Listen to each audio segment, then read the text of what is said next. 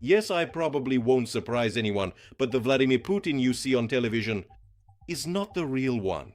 At least, not always. And the former head of British intelligence MI6, Richard Dearlove, has openly confirmed this. The Kremlin dictator definitely uses body doubles. So how many of them actually exist? Who are these people and how are they trained? What code names have they been given behind the scenes?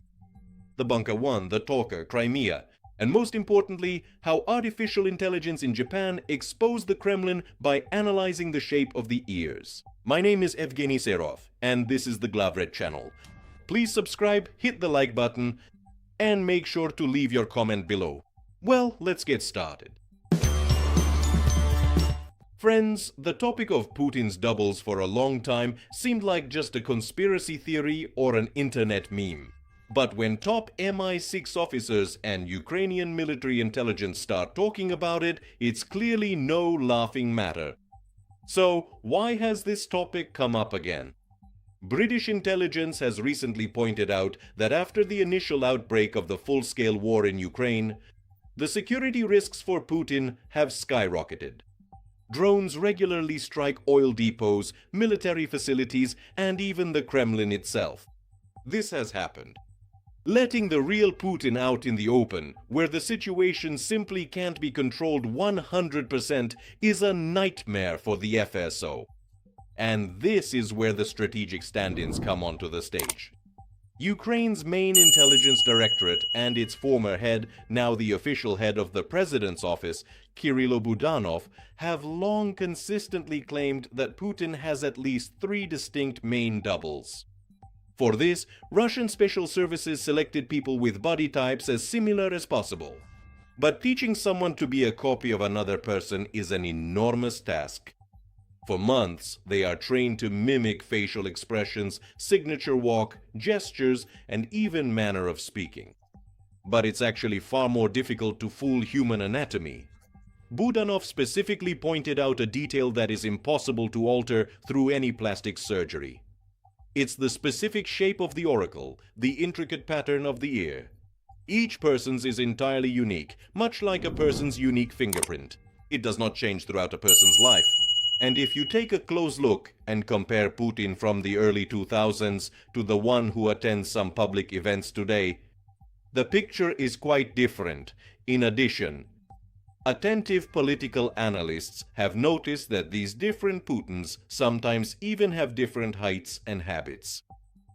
At some meetings, he can't sit still and keeps coughing. At others, he sits motionless for hours, or, on the contrary, is way too eager to shake hands with random people on the street.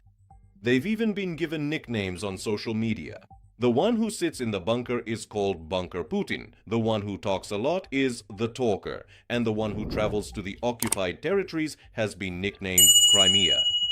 But if the words of intelligence agencies can be considered part of an information war, then how would you comment on the impartial analysis of artificial intelligence? The Japanese TV channel TBS conducted a large-scale investigation. They loaded a supercomputer equipped with facial recognition and voice analysis technology with recordings of Putin's speeches from various events. And the results were simply shocking. The computer compared the Putin who stood at the parade on Red Square with the Putin who inspected the Crimean Bridge. The similarity result was only 53%. For a facial recognition system, this means they are completely different people.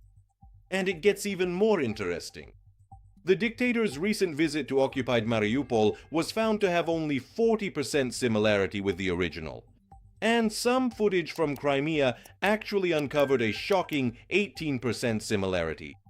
Artificial intelligence has now been officially and scientifically confirmed, with a very high probability no fewer than 2 distinct body doubles were used in these recordings.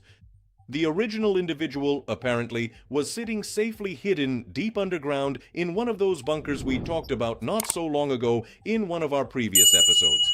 In fact, for the leadership in Moscow, the use of such doubles is an incredibly ancient and deeply entrenched political tradition.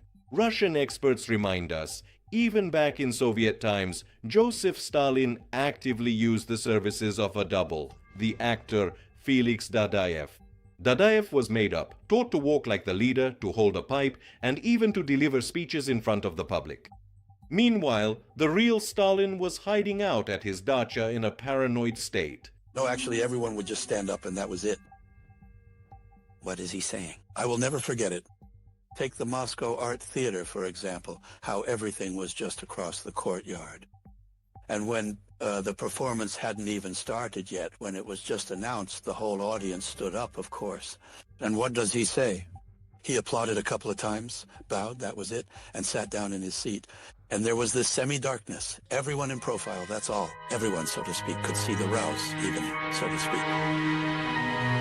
So Putin hasn't invented anything new here.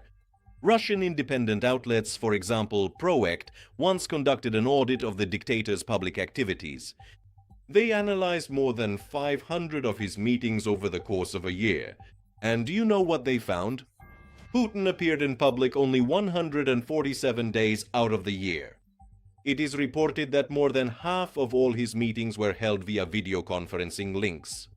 And at those specific events where he supposedly attended in person, in 43% of cases, he kept a huge distance from his interlocutors, and only at a very small handful of meetings did he come close to people.